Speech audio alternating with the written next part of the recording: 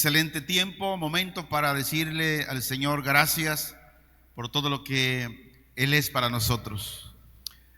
Su palabra nos ha enseñado cada día de la importancia de reconocer la soberanía de Dios sobre todas las cosas. Y quiero decirle que aunque a veces las cosas parecen ser que van mal, pero no es así.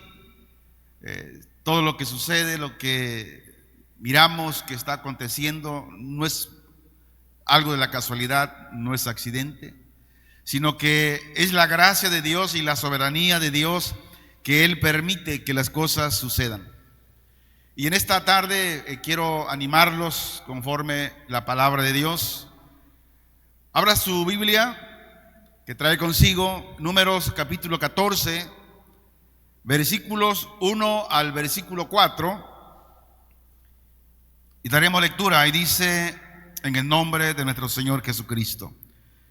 Entonces toda la congregación gritó y dio voces, y el pueblo lloró aquella noche. Y se quejaron contra Moisés y contra Aarón todos los hijos de Israel, y les dijo toda la multitud: ojalá muriéramos en la tierra de Egipto o en este desierto, ojalá muriéramos. ¿Y por qué nos trae Jehová a esta tierra para caer a espada y que nuestras mujeres y nuestros niños sean por presa? ¿No nos sería mejor volvernos a Egipto? Y decían el uno al otro: designemos un capitán y volvamos a Egipto. Padre, que en esta tarde, Señor, tu Santo Espíritu, por medio de tu palabra, nos anime, levante al desanimado, dé fuerzas al cansado o a aquel que no tiene ninguna.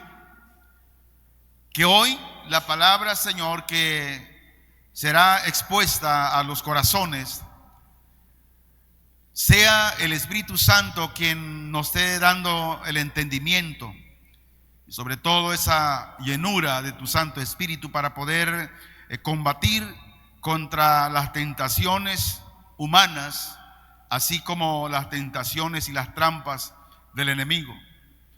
Hoy que tu palabra, Señor, que será expuesta, llegue del oído al corazón, guiada por el Espíritu Santo, y sea encarnada en el corazón de todo oyente. Señor, gracias por las bendiciones recibidas cada día.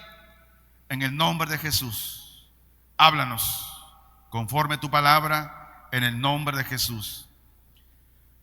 Hoy vamos a hablar sobre un tema muy en especial que en lo particular, a través de los años, a través del tiempo que hemos caminado con Dios y de cómo Dios nos ha enseñado a caminar aún en las pruebas, aún en las luchas, aún en todas aquellas situaciones adversas de la vida.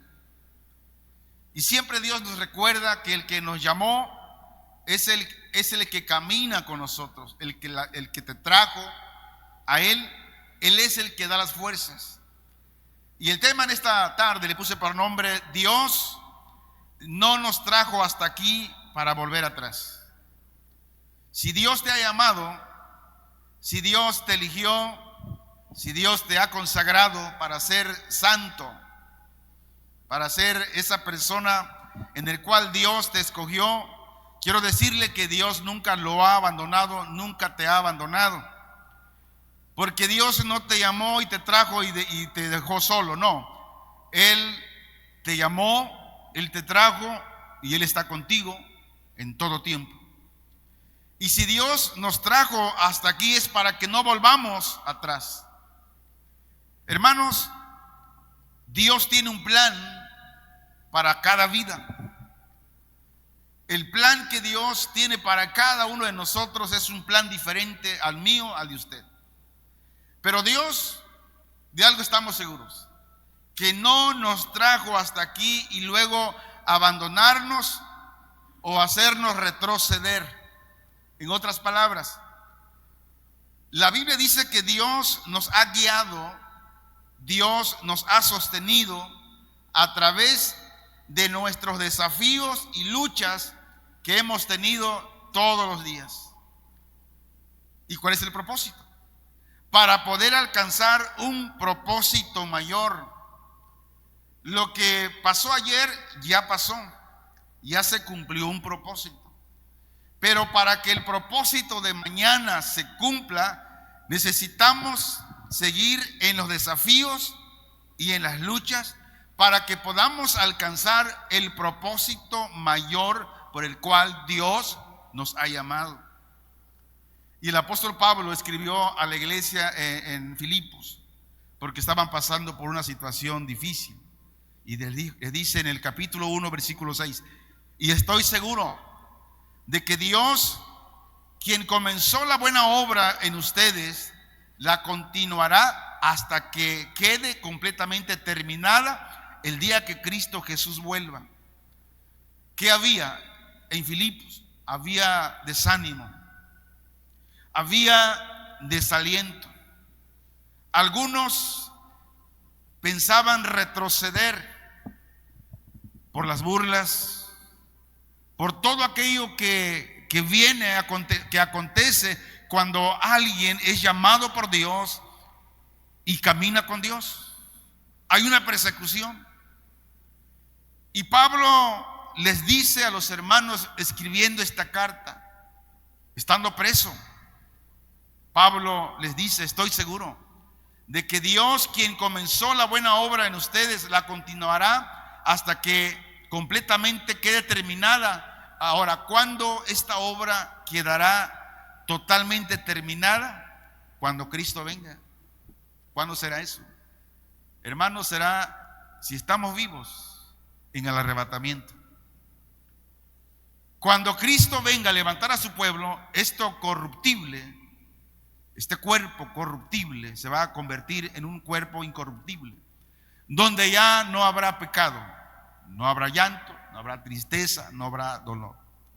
Y Pablo anima a los hermanos en Filipos para que ellos sigan perseverando.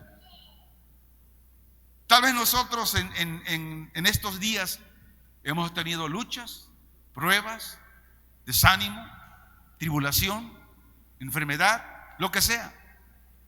Y tal vez alguien ha pensado: Dios, ¿por qué a mí me pasa esto? ¿Por qué, si tú eres un Dios de amor y tú sabes que yo te sirvo, yo creo en ti, pero por qué me sucede todo esto? Bueno, Dios tiene propósito para todo lo que Él permite que suceda. Y por esta razón, Números 14, 1 al 4 nos narra las quejas de los israelitas que tenían contra Dios. Dice el versículo 1: aquella noche todos los israelitas empezaron a gritar y a llorar. Fíjense nomás. Ahora, con este gritar y con este llorar del pueblo, ellos estaban experimentando un sentimiento de descontento y queja. ¿Por qué? Por las dificultades y desafíos que ellos estaban enfrentando en el desierto. El desierto simboliza donde no hay agua, la sequedad. El desierto simboliza donde hay calor, donde no hay agua que tomar. Simboliza sufrimiento, picaduras de serpiente y todo aquello que sucede cuando alguien camina en el desierto. Los que quieren pasar a los Estados Unidos y se van por el desierto de Arizona o otros desiertos, algunos no llegan, algunos se pierden en el desierto, se mueren de sed. Ellos dicen, la experiencia de muchos dice: no queremos comida, no queremos comer, queremos tomar agua. Porque la sed, una sed, cuando estás en un lugar donde no hay agua, la sed te mata más que el hambre. Puedes aguantar 40 días, 30 días, no comer, pero tomar agua es poco tiempo. Y en el desierto, este sufrimiento. Y la pregunta es, ¿cuál es el desierto que hoy usted ha estado pasando? La aflicción, la necesidad, su esposa, su esposo, sus hijos. ¿Cuál es el desierto? Dice que se quejaban contra el líder Moisés y Aarón y decían: ojalá nos hubiéramos muerto en Egipto o en este desierto. Ellos querían, ¿qué? Dice, mejor morirse. Esto no suena algo familiar cuando a veces el cristiano está pasando por algunas pruebas, algunas situaciones. En vez de arrodillarnos ante Dios, decirle: Señor, gracias porque tú permites que yo esté pasando esta situación, estos momentos, estos tiempos. Ayúdame, fortaléceme para salir adelante. Pero en vez de que demos gracias a Dios, empezamos a quejarnos contra Dios, como lo hizo el pueblo de Israel. Dijeron: ojalá nos hubiéramos muerto en Egipto o en este desierto. ¿Por qué se quejaban? Se quejaban, fíjense nomás, por la falta de variedad en su dieta en el desierto. Ellos querían comer todo aquello que se les antojaba. Pero cuando ellos tenían hambre, Dios le dijo a Moisés: dile al pueblo que todos los días vayan a tal lugar y yo voy a descender que caiga maná del desierto, del cielo. Y que nadie lleve para otro día, porque se le va a gusanar, sino que todos los días tienen que ir por su porción de maná. Ellos comieron del maná. Pero después que se enfadaron del maná, dijeron a Moisés: Moisés, ya no queremos maná, queremos comer carne. ¿Y qué hizo Dios? Dice que Dios le mandó miles de codornices y comieron carne hasta saciarse, pero después estaban otra vez inconformes. Algunos israelitas sentían nostalgia por la vida en Egipto, a pesar de la opresión que ellos habían sufrido. Ellos tenían nostalgia. ¿Por qué gritaban y lloraban? Eran por la falta de fe y la provisión y la protección de Dios. La pregunta es: ¿nos hemos sentido algunas veces como los israelitas, quejándonos de las circunstancias en lugar de confiar en Dios? Hermanos, los israelitas se preguntaban, dice el versículo 3, ¿para qué nos trajo Dios a este territorio, a este desierto? Dice: ¿solo para que nos maten a todos y lleven como esclavos a nuestras mujeres e hijos? Dijeron: mejor regresemos a Egipto, mejor vayamos allá. Ellos preferían ser esclavos, seguir siendo esclavos, en vez de ser libres. ¿No les suena esto familiar? Por eso el tema es: Dios no nos trajo hasta aquí para volver atrás, para volver a la esclavitud del pecado, para volver a aquellas cosas que nos llevaban a la muerte. Hermanos, el peligro de la tentación de retroceder frente a los desafíos de la fe es peligroso. Cuando alguien prefiere retroceder en vez de seguir luchando. Cuando el pueblo de Dios olvida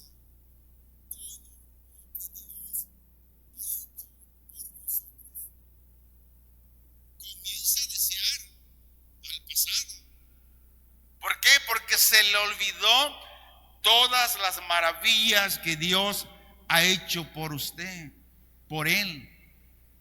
Si alguien de nosotros ha deseado volver atrás, hoy Dios le habla, que crea en su fidelidad, que todas las pruebas, las luchas que usted está teniendo es algo de que Dios mismo permite, porque Dios no está interesado en la comodidad, que usted se sienta cómodo, que venga a la congregación, cante, escuche el mensaje y ya, y salga y ya se va. No, Dios quiere moldear nuestro carácter, fortalecernos. Es el propósito de que Dios nos llama hoy, de que confiemos en su fidelidad divina, y nos llama a avanzar confiando en sus promesas, porque la palabra de Dios está llena de promesas para todos aquellos que confían y creen en Él. El problema es que muchas veces las promesas de Dios no vienen, no llegan en el tiempo que nosotros queremos que llegue. ¿Cuándo queremos que lleguen las promesas en nosotros? Al momento, cuando se lo pedimos a Dios, pero Dios no trabaja así. ¿Por qué? Porque Dios quiere que todos los días estemos confiando en Él, que estemos dependiendo de Él. Dios quiere que perseveremos en la fe, recordando el cuidado que Él tiene para con nosotros, que Él siempre está con nosotros. Vemos aquí al pueblo de Israel con una memoria muy cortita. ¿Por qué? Porque se le olvidó todo lo que Dios hizo. Imagínense nomás, el pueblo de Israel fue testigo ocular de todas las maravillas que Dios hizo a través de Moisés y Aarón en Egipto. Las plagas que Dios envió, ellos vieron. Ahora, pero a ellos se les olvidó a la vuelta de la esquina. Vemos aquí, por ejemplo, ellos experimentaron, decíamos, las plagas de Egipto, el éxodo. Hermanos, se les olvidó que Dios los hizo pasar por el mar Rojo como en tierra seca. A mí el lote no se me olvida por el desastre que hizo, que hace unos 4 o 5 años. No se me olvida. A Israel se le olvidó en pocos días el poder de Dios, de cómo Dios los hizo pasar, abrió el mar Rojo y pasaron como por tierra seca. Se les olvidó la provisión en el desierto y aún así ellos dudaban de Dios. Decía el pueblo: ojalá nos hubiéramos muerto en Egipto o en este desierto. La pregunta es, ¿qué refleja todo esto? Refleja olvido de la presencia de Dios. Cuando la persona se siente desconectada de Dios y duda de su presencia en su vida, esto es muy peligroso. El cristiano que está desconectado de Dios se aísla de la comunidad de creyentes, no participa en las actividades espirituales porque está desconectado de Dios.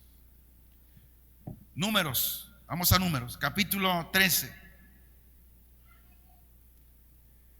versículo 25. Vamos a ver lo que dice Números al versículo 33. Es importante que nosotros podamos entender. Dice: y volvieron de reconocer la tierra al fin de 40 días. Y anduvieron y vinieron a Moisés y a Aarón y a toda la congregación de los hijos de Israel en el desierto de Parán, en Cádiz. Y dieron la información a ellos y a toda la congregación, y les mostraron el fruto de la tierra. Y les contaron diciendo: nosotros llegamos a la tierra a la cual nos enviaste, la que ciertamente fluye leche y miel, y este es el fruto de ella. Mas el pueblo que habita aquella tierra es fuerte, y las ciudades muy grandes y fortificadas. Y también vimos allí a los hijos de Anac, Amalec. Habita el Neguey y el Eteo, el Jebuseo y el Amorreo habitan en el monte, y el Cananeo habita junto al mar y a la ribera del Jordán.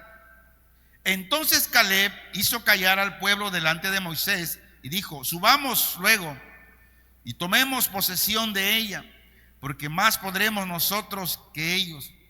Mas los varones que subieron con él dijeron: no podremos subir contra aquel pueblo, porque es más fuerte que nosotros.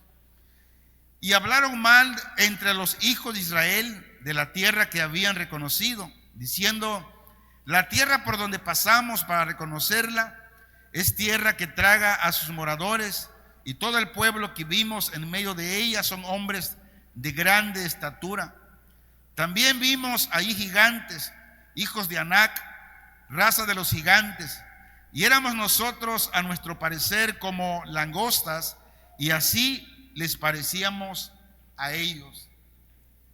Hermanos, el temor hace que el pueblo reinterprete su pasado, o sea, vuelva a su pasado, vuelva a la esclavitud.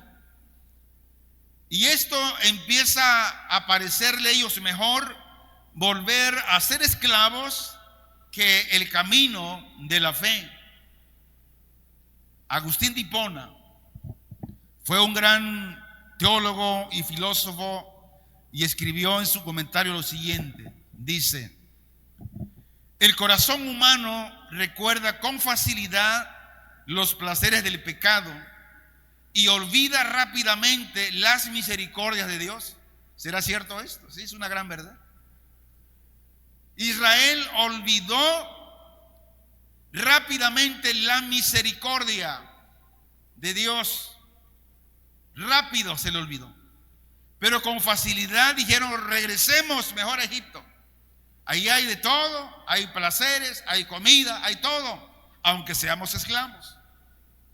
Por esta razón, Hipona escribe: el corazón humano recuerda con facilidad los placeres del pecado y olvida rápidamente las misericordias de Dios.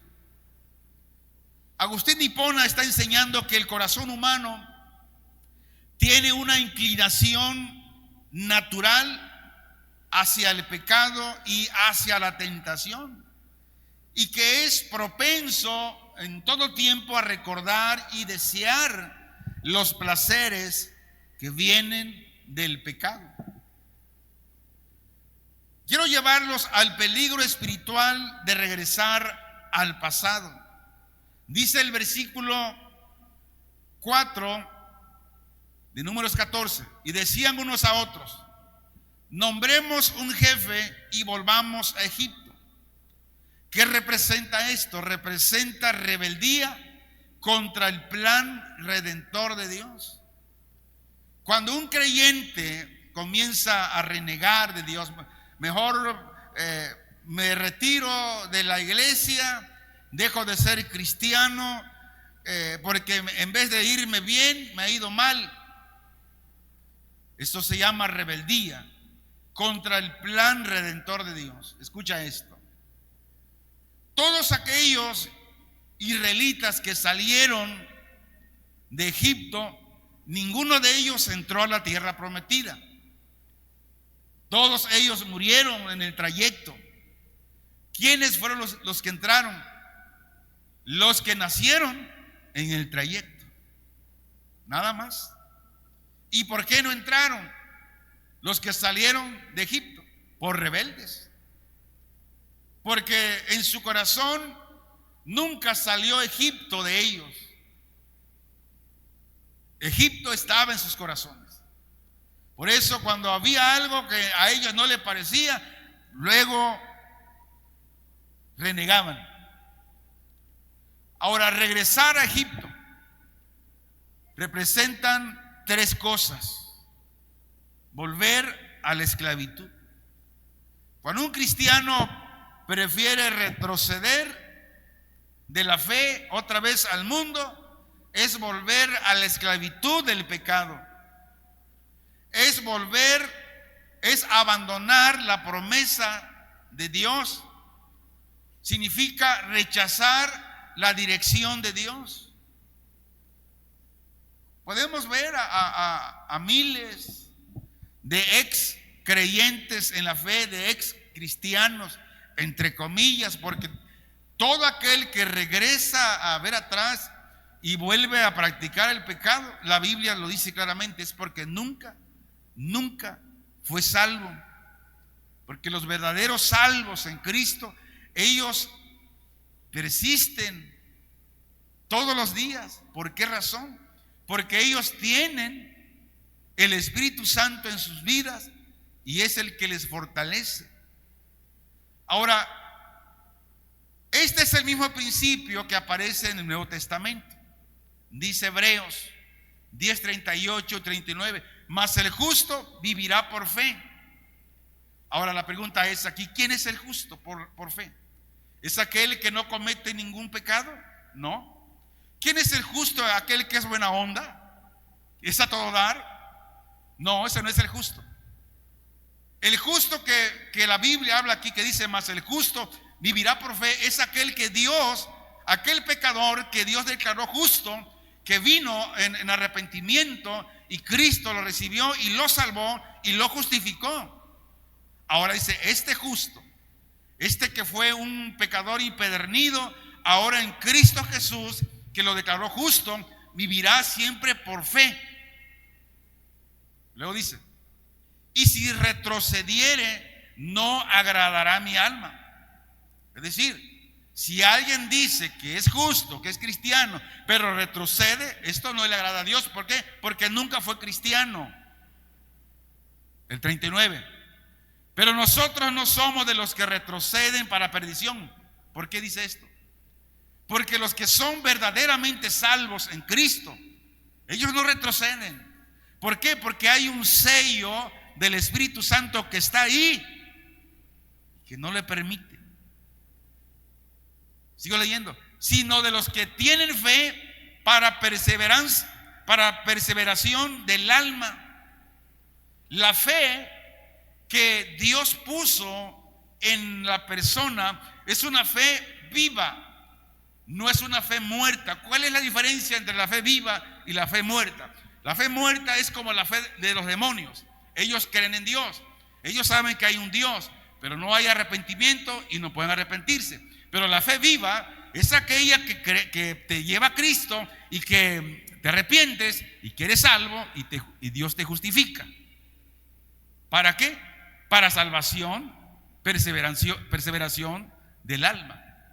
Juan Calvino, un teólogo reformador protestante cristiano, dijo: la incredulidad siempre exagera las dificultades del presente y minimiza las obras pasadas de Dios. Qué gran verdad. El incrédulo siempre exagera. No, hombre, no, si tú supieras, hermano, es que tú no estás en mis zapatos, pero si tú me comprendieras, no, hermanos, el incrédulo exagera las dificultades del presente y minimiza las obras de Dios, todo lo que Dios ha hecho y sigue haciendo. Por eso cuando un cristiano empieza a exagerar la prueba que está viviendo, vamos a entenderlo, porque es alguien, porque tal vez está desconectado de Dios, no tiene una relación, una comunión con Dios. Escuche esto, cristiano. La única manera de ser fortalecidos en toda área de nuestra vida es a través de la relación, de la comunión que tenemos con Dios, a través de la oración y a través de la palabra. Si un creyente no ora, no come la palabra, la pregunta es: ¿qué relación tiene con Dios? Ninguna. Y por lo tanto no tiene fortaleza. Y Calvino está diciendo que cuando no confiamos en Dios, tendemos a exagerar las dificultades y los obstáculos que enfrentamos. y los hacemos parecer insuperables. Hermano, hermana, ¿por qué no ha venido a la congregación? Ay, hermano, es que si usted se imagina, hermano. Hermano, quiero decirle que tengo una noticia. Cientos y cientos de cristianos perseguidos en África, aquí en México, no vamos lejos, en Chiapas, en las sierras tarahumaras, muchos de ellos están siendo perseguidos, asesinados, casas quemadas, sus tierras, sus propiedades se las están quitando. ¿Y sabes qué hacen ellos? Ellos, en vez de renegar y decir, ay, que hermano, usted no nos entiende, no, ellos siguen adorando a Dios y siguen predicando a Cristo. ¿Cuál es la diferencia? ¿Que no es el mismo Dios? Sí, es el mismo Dios. Pero la diferencia está en mi relación que yo tengo con Él. A veces nosotros queremos resolver los problemas y ¿sabes qué? Terminamos enfermándonos, terminamos llenos de migraña, dolor de cabeza, presión alta. ¿Por qué razón? Porque queremos nosotros resolver los problemas y dejamos de confiar en Dios. ¿Qué es lo que hace la incredulidad? Escucha esto. La incredulidad nos impide ver la realidad total como es. Y nos hace creer que Dios no puede o no quiere ayudarnos, o que Dios no escucha nuestra oración. Hermanos, la confianza en Dios nos recuerda que debemos confiar siempre en Él, incluso cuando las cosas parecen difíciles o imposibles. Debemos confiar en Dios. Ahora, ¿qué hace la fidelidad de Dios? La fidelidad de Dios impulsa al creyente hacia adelante en todo tiempo. Es lo que hace la fidelidad. Decimos, Señor, tú has prometido en tu palabra esto y esto, pero yo sigo esperando. ¿Por qué? Porque confío en la fidelidad de Dios. Y esto impulsa al creyente a seguir en la comunión, en la relación con Dios, esperando que en el tiempo de Dios llegará aquello que Dios dijo, prometió que nos daría. Hermanos, a pesar de la rebelión del pueblo, Dios continúa guiando nuestras vidas con propósito. A Israel los guió en la salida de Egipto. Y cuando ellos salieron de Egipto, no salieron con las manos vacías, sino que el mismo pueblo de Egipto dice que les dio suficiente oro, suficiente, les dio ganado, les dio todo. ¿Y quién lo hizo? Dios. Dios los guió en la salida de Egipto. Y luego Dios los guió a la entrada de Canaán. Y ahora Dios guía a su pueblo presente a la venida de Cristo. Por eso Dios dice que debemos perseverar en todo tiempo, porque la venida de Cristo está cerca. En cualquier momento, hermanos, esto se va a dar. Por eso la élite, los Illuminatis y las grandes potencias, hablando mundialmente, humanamente, están haciendo todo lo que está en sus manos. ¿Para qué? Para confundir a todo el mundo. ¿Cuántos han escuchado hablar de los ovnis? De las naves. Porque cuando sea el arrebatamiento, que va a ser a nivel mundial, de manera simultánea, donde los aviones que son tripulados por capitanes cristianos, autobuses, aeronaves, todo van a desaparecer. Va a haber un caos. en todo el mundo. Y el gobierno va a tratar de dar una explicación humana. Pero aquellos que fueron visitantes de la iglesia, simpatizantes del evangelio que se quedarán, ellos sabrán que el rapto se ha llevado a cabo y que ellos se quedaron. Por eso los mensajes en este lugar es preparar al pueblo para la venida de Cristo, prepararlo para el arrebatamiento que será llevado en cualquier momento, donde finalmente el plan culmina en Jesús de Nazaret. El principio bíblico: Dios no inicia procesos redentores para abandonarlos. Por eso Dios trabaja todos los días con nosotros y trabaja a través de los problemas que Él permite que pasemos. Y esto se afirma claramente en Filipenses 1:6, dice: estando persuadido de esto, que el que comenzó en vosotros la obra, la perfeccionará hasta el día de Jesucristo, cuando Él venga por su pueblo.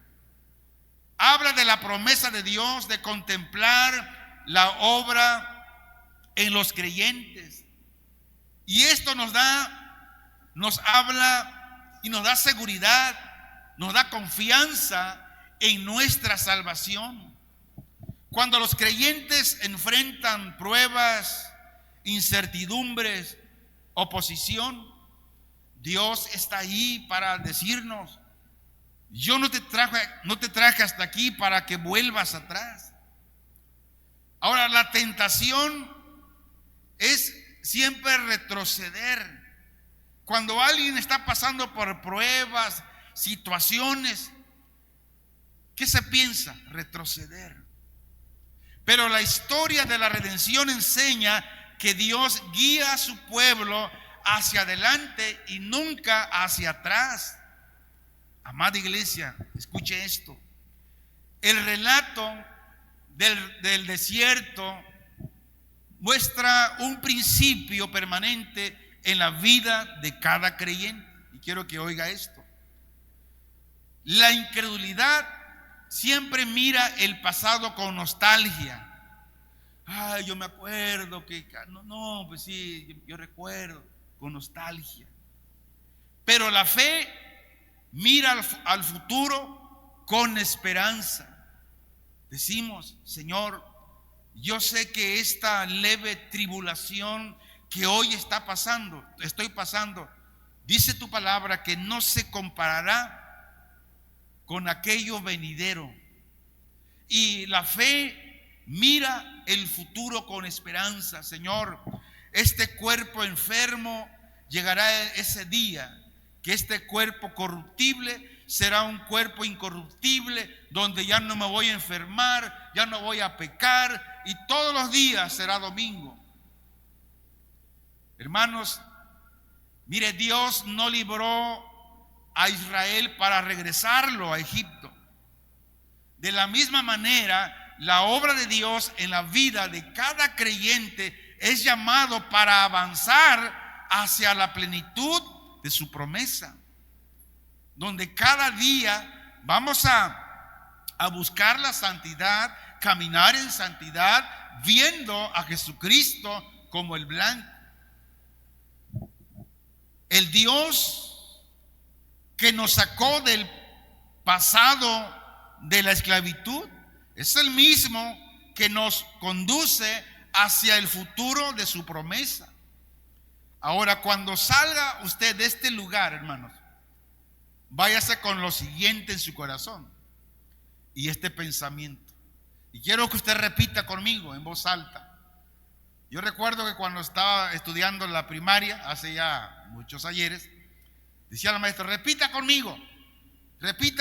¿Y por qué es importante repetir? Porque repetir se graba. Ok, diga conmigo: el Dios que nos sacó del pasado de la esclavitud. Muy bien. Es el mismo que nos conduce hacia el futuro de su promesa. Muy Muy bien, tienen un 10. Ahora, repita conmigo. Otra vez. Dios no me trajo hasta aquí para volver atrás. Nos trajo aquí a poseer la tierra que Él nos dio. Ahora, hermanos, la Biblia dice que nuestra verdadera patria no es aquí en la tierra. ¿Dónde es? Los cielos. Entonces Dios nos trajo aquí, pero no para quedarnos aquí, sino para llevarnos a la verdadera patria que es allá arriba, la celestial. No se olvide jamás que el Dios que lo trajo, el Dios que lo llamó, es el que siempre está y siempre estará con usted. Pase lo que pase, venga lo que venga, Dios está contigo hasta el fin del mundo. Esa es la promesa de Dios. Entonces no es para que andemos, Señor, pero ¿por qué? Ya dejemos de llorar. Mejor lloremos ante la presencia de Dios, arrodillemos nuestro corazón, postremos nuestro corazón delante de Dios. Dile: Señor, aquí estoy, he tratado de arreglar las cosas, pero no he podido. ¿Por qué? Porque lo estoy haciendo a mi manera. Y hermano, no es a tu manera. ¿Qué dice el Padre nuestro? ¿Alguien se lo sabe? Dice: Padre nuestro que estás en los cielos, santificado sea tu nombre. Vénganos, Señor, tu reino. Hágase tu voluntad en la tierra. Ok, pero ahí me quedo un momento. Le pedimos a Dios que se haga su voluntad en la tierra como se hace en los cielos. ¿Qué dice la Biblia? Que cómo es el cielo con todos los ángeles, serafines y querubines y los ancianos. Dice que día y noche están postrados los ancianos diciendo: Santo, santo, santo es el Señor. Bueno, la voluntad de Dios es que en la tierra los creyentes también hagamos lo mismo. La pregunta es: ¿lo hacemos, hermanos? No. Pero nos quejamos. A veces queremos que Dios se sujete a nosotros, a nuestra voluntad, y no nosotros a la voluntad de Dios. Por eso siempre dice: Padre nuestro que estás en los cielos, santificado sea tu nombre. Ahora, vénganos, Señor, tu reino. O sea, primero tu justicia, primero tu reino, primero tú, y primero tú, y luego tú, y luego tú. Y ahora sí. Y así que se haga tu voluntad, no lo que yo quiero, no como yo pienso, no como yo deseo, no, sino conforme la voluntad de Dios. La pregunta es: ¿en qué nivel quedamos con el Padre nuestro? ¿Verdad? Muchas veces queremos que sea Dios que se sujete a nuestra voluntad, y eso no es así. Por esto el tema, o sea, Dios no te trajo aquí para volver atrás. Dios te llamó, fue Dios quien te trajo, no fue la casualidad, fue Dios quien nos escogió. Y como Dios nos escogió para ser santos, para continuar el camino hacia nuestra verdadera patria, que es la patria celestial. Cierra tus ojos y ahí platica con Dios y hablemos con Él y pongámonos a cuentas y decir: Señor, creo que no he estado haciendo todo conforme tu voluntad. Padre celestial, Dios soberano, reconocemos delante de ti que muchas veces nuestro corazón ha sido inclinado a mirar atrás, a idealizar lo que tú ya nos has llamado a dejar y a dudar de tu fidelidad en medio de los procesos que no comprendemos muchas veces. Perdónanos, Señor, por nuestra incredulidad, por la dureza de nuestro corazón y por olvidar con facilidad las grandes obras que has hecho en nuestras vidas. Tú que nos sacaste de la esclavitud del pecado, no nos has traído hasta este punto para abandonarnos y para que retrocedamos hacia aquello de donde tú nos has rescatado, Señor. Padre, afirma hoy nuestra fe, fortalece nuestra esperanza y alinea nuestra voluntad con tu propósito eterno. Te rogamos que nos des un espíritu perseverante, capaz de confiar en tu palabra, aún cuando las circunstancias sean adversas. Padre, enséñanos a caminar, pero no por vista, sino por fe. Que no seamos contados entre aquellos que retroceden para perdición, sino entre los que perseveran para salvación del alma. Así como fuiste fiel con tu pueblo Israel en el desierto. Gracias, Señor, porque vives siendo fiel con nosotros en cada etapa de nuestro caminar, en nuestra vida, hasta llevarnos al cumplimiento pleno de tus promesas en Cristo, Padre. Todo esto, Señor, te lo pedimos en el glorioso nombre de Jesucristo, tu Hijo amado. A ti sea la gloria, Padre, a ti sea la honra y a ti sea el honor por los siglos de los siglos, Señor. Amén.